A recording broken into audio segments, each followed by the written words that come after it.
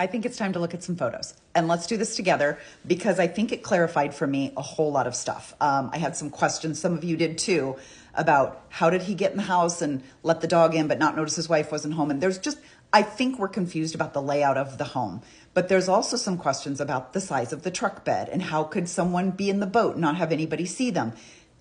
And there's a photo for that, right? There's even somebody from the prosecutor's office, a woman who laid down in every single section of the boat, and they took pictures and put them into evidence. So let's just walk through all this together because I think it might clarify some things. You decide what each photo tells us.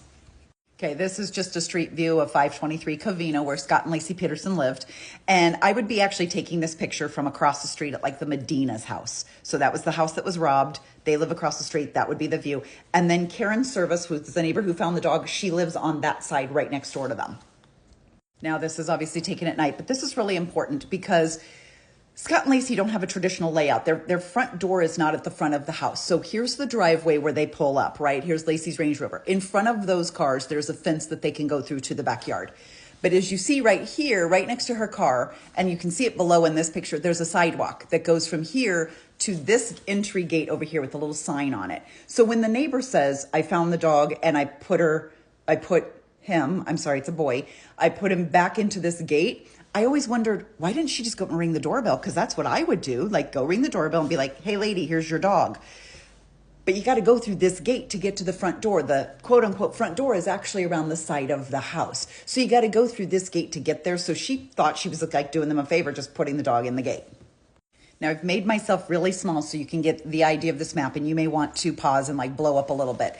But you can see down there where the two cars are, and there's a fence that goes right through, right? And as you're walking through, you can see, let me get a little closer, you can see right here. So you come in, there's a covered patio, and there's a shed over here to the right, and then it leads into the pool. Now these little blue little footprints that you see, this says that this is Karen Service and the dog. So it looks like she may have at this point tried to bring the dog in through this front gate, and then it looks like maybe she came around and let the dog in the side gate. I don't know that.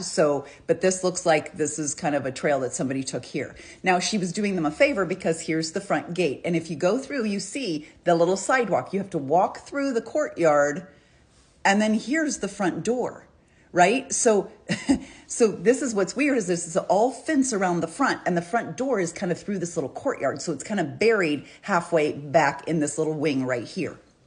Now, what Scott said he did is he said he parked the car in the driveway and he went immediately through that gate. So he would have come through this patio right here, and then he would come in these little French doors. So this is where he says he came in, right? So he would have come in, he would have put his stuff in the laundry, and he would have gone into the bedroom, whatever he did. But this is where the dog was waiting for him. So when people say, well, he came and the dog was out in the yard, the dog was out here. So he let the dog in. That's how he let the dog in before he even came into the house. These are just two more police photos. So here's the pool. Basically, this angle of the pool, the door is over here. So the fence is on the furthest wall. So this grassy patch right here leads up to the house. The house is on the left side of this photo. These are the French doors that Scott would have walked through when he came in the house. Now, again, when you come in, you're coming in through this patio. You're coming in between this patio and that shed. That door would be closed. You're walking in this way, right, toward the pool. So here's what that shed looks like. And then down here, this is the big question about the umbrellas, right? Because Scott claimed, and a neighbor said they saw Scott putting umbrellas in the back of the truck the morning that he left to go to the warehouse and then go to the marina. He said he put the umbrellas in there to take him to the warehouse, but then I guess maybe when he came back, the umbrellas were somehow still at the house. So here are those umbrellas that the police photographed. Now, this is coming from the other side. So if you look, you see Scott would have come in over there. He would have come between the patio and the shed. Here's the shed that is on the right when you come in from that gate by the driveway. This is his shed. This is the blue tarp that they pulled out of the shed. So it makes sense to the police that he would pull up in his driveway. He would come in that one side gate. There's the shed right there. He would shove a bunch of shit in his shed, and then he would go in the house. This tarp was the one that was pulled out of that shed. And this is the one that they thought he wrapped Lacey in, and they admitted this into evidence as possibly the way he got Lacey out of the house into the marina and into the boat and into the water. Now, remember, it was Christmas time. So there's a Christmas tree, there's presents. So very much, and I think this is kind of what the police noticed, was that it felt a little bit too, it felt like it was a little too perfect. Now, one thing that is interesting is they were going to have people over for Christmas. I think it was Christmas Day.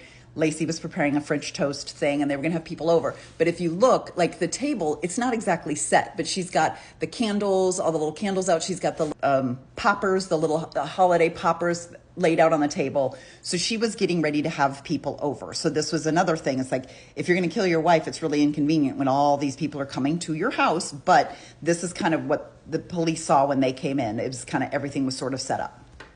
This is the interior of the house. When they came, these are the photographs that they took. And if you think about this, like, look how just spick and span and perfect this is. Like, even down here, look at those little pillows that are up against the wall next to the fireplace. Like, they're perfectly fluffed. This is very obviously the housekeeper had just been here. And one of their concerns the first night they were there was that this felt staged to them. Like, this couldn't be how clean normal people live, right? The house didn't feel like truly lived in to them. It felt like a model home was how one of the police officers described it. So this kind of made them a little bit suspicious because everything was too much in its place. And their original thought was that Scott had spent like all day cleaning up and making it pretty. Now, this is also put into evidence, and someone actually mentioned this in my comments, that the bed had a little bit of an indent here on the end. You see how it looks like someone was sitting there on the end? I think they thought that maybe this gave an appearance like if she had gotten up in the morning, maybe made the bed, and then something happened in the bed. I'm not quite sure what the indentation tells us, but it feels like maybe she had been in bed maybe when he harmed her. And of course, these are pictures I've shared with you before, but these are dirty rags that were left on the washer. And the police suspected when they saw dirty rags that they thought Scott had been cleaning up. It turns out that the housekeeper left those behind. She had cleaned out, she had wiped the inside of the fireplace grate, and she had cleaned the outside of the windows by hand. That's a great housekeeper, I got to tell you. But these were her rags that she left and she Lacey to wash later. And then down here is the rug that was in question, that they felt like this rug slip sliding could have indicated that someone was, like, the body in the tarp could have been dragged across the rug and out the door. But the way the rug would stop at the base of it, they thought, well, that means the door was closed. So this rug kind of turned out to be a momentary concern, but then it kind of panned out to be nothing. Now let's switch gears and just start to talk about the truck and the boat. And there's a lot here, so I'm going to have to go to a second video, but just so everyone sees. So this is actually, I think I've posted this picture before. This is Scott's actual truck, his actual boat. So if you're still picturing a bigger boat, this is it. You see that green toolbox thing in there. It's like a storage thing in the back of the truck. I asked in one of the earlier videos, would there still have been room in that truck bed to put her in the back of the truck? And then there's a lot of conversation about if somebody was in this boat, wouldn't you see them? Because it's a pretty low boat. So we've got pictures, and let's get into all of it. Now, this is a drawing of the warehouse where the boat was stored.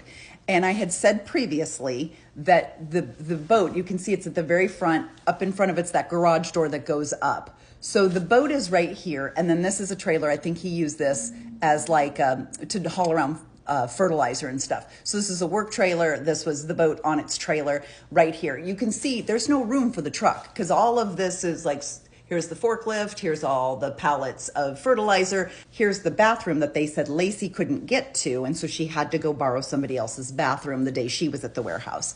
So here's the boat here. And what would happen is because the truck can't pull in, it'd be different if the boat was way in the back and the truck could pull in, but Scott would have to leave the truck outside and then open the door and then pull up. And if there were a body in the truck, it would be exposed. And then he would have to, I believe, take the body out of the truck and put it into the boat before driving to the marina. Unless he did that at the marina, I do not know.